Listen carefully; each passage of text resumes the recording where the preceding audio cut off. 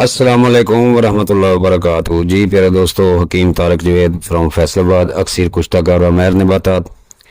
प्यारे दोस्तों, आज फिर वादा के मुताबिक एक नई जड़ी बूटी आप दोस्तों के लिए मुतारफ के लिए लेकर हाजिर हुआ हूँ, जो पहली बार मैं इसकी तशरीह बयान करने लगा हूँ। तो प्यारे दोस्तों, इस बूटी का नाम लेक्ट्यूका लेटिस कहा जाता है। इस जड़ी बूटी के बहुत सारे फ़ायदे हैं, मैं पूरी हिस्ट्री बयान करूँगा। ये दर्द के लिए इस्तेमाल होती है, नींद लाने के लिए इस्तेमाल होती है, बेख्वाबी यानी जब नींद ना आए तो उसके लिए इस्तेमाल होती है, बेचैनी परेशानी को दूर करने के लिए इस्तेमाल होती है, खांसी और दमा के लिए, पेशाब की नाली के मसाइल, रहम की नाली के मसाइल और माहवारी से निजात के लिए इस्तेमाल होती है। इस बूटी को हज़ारों सालों से मिस्री, यूनानी और रोमन लोग इस्तेमाल करते हैं, जो कि ये दर्द से सुकून के लिए इस्तेमाल करते हैं। वो इसकी चाय या कहवा बनाकर एंजुमिया यानी नींद ना आने, बेचैनी, खांसी और जोड़ों के दर्द के लिए इस्तेमाल करते थे। लेक्ट्यूका वीरोसा को मिस्री लोग खेत में उगाते थे।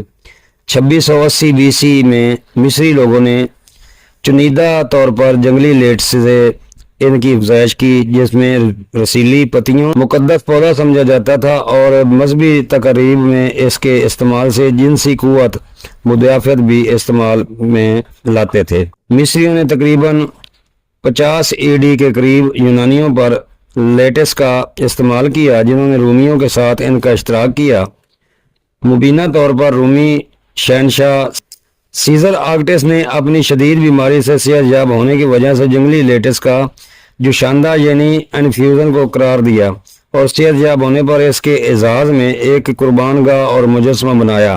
कैनन ऑफ मेडिसन में दर्ज एनसाइक्लोपीडिया, जिसकी तमीर फारसी मुआलिज और फ़लसफ़ी हज़रत अबू अली सीना ने की थी, जो कि 1025 ईस्वी में मुकम्मल हुई, और 17वीं सदी में इस्तेमाल होने वाली जंगली लेटिस को यूरोप से रियासत-हाय मुत्तहदा USA में मुतारफ़ कराया गया। इसकी आमद की सही तारीख अच्छी तरह से दस्तावेज़ी नहीं है, लेकिन यह गालिबन इब्तदाई नौआबादियाती दौर में हुआ, जब विक्टोरियन दौर से पहले यूरोपियों ने शुमाली अमेरिका में तलाश करना और आबाद होना शुरू कर दिया। जंगली लेट्स को 19वीं सदी में दर्दकुश और सुकून आवर के तौर पर भी इस्तेमाल किया जाता रहा। इसके दूध या जूस को खुशक करके दूध को दर्द को दूर करने और सुकून के लिए इस्तेमाल करते थे, जिसको लैक्टोकैरियम भी कहा जाता है।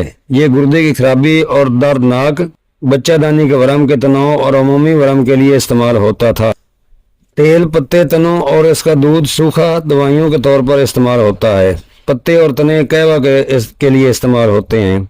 इसको होम्योपैथी में हंजरा के वरम, फेफड़ों के वरम, दमा और खांसी और पेशाब की नाली के इन्फेक्शन के लिए इस्तेमाल किया जाता है।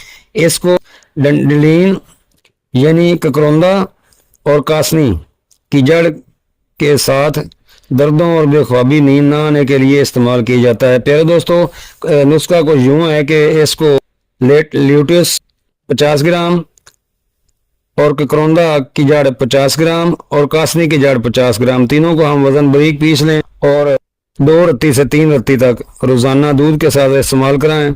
ये बेख्वाबी के लिए बेहतरीन है, दर्दों के लिए बेहतरीन है और टेंशन के लिए बहुत आला है।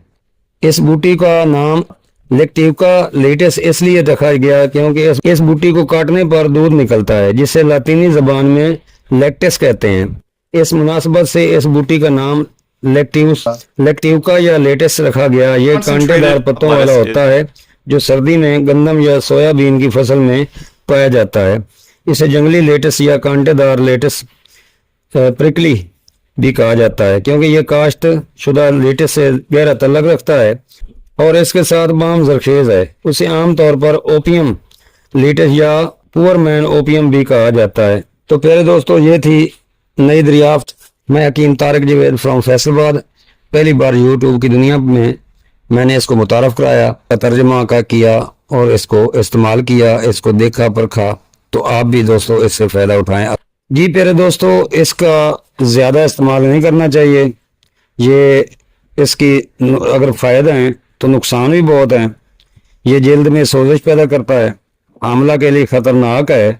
दूध पिलाती माँ को इस्तेमाल नहीं करना चाहिए। इसका ज़्यादा इस्तेमाल आंखों की बिनाई जाने का खतरा है, दिल की धड़कन तेज करता है, पसीना ज्यादा लाकर जिस्म का पानी खत्म कर देता है, बिनाई में प्रॉब्लम होती है, विजन आउट हो जाता है, देखने में दिक्कत पैदा होती है और दो दो नजर आते हैं, जिस्म टूटने लग जाता है। Topical skin inflammation, sweating, glaucoma, rapid heart beat, pupil dilation, ringing in the ears, difficulty breathing, sedation, fatigue और विजन चेंजिंग, ये ज्यादा इस्तेमाल करने से इस तरह की बीमारियां पैदा हो सकती हैं। इसलिए इसको इस्तेमाल करने में बहुत एहतियात करनी चाहिए, अपने मुआलिज से रब्ता करना चाहिए और उसके कहने के मुताबिक इस्तेमाल करें। अस्सलाम वालेकुम वरहमतुल्लाहि वबरकातुहू।